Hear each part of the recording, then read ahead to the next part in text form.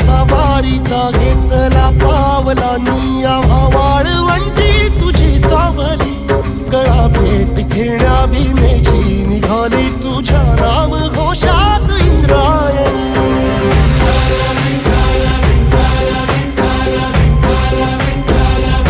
भिडे आसमंती ध्वजा वैष्णवांची उभी पंढरी आज नादावली तुझे नाव ओठी तुझे रूप ध्यानी जीवाला तुझी आस लागली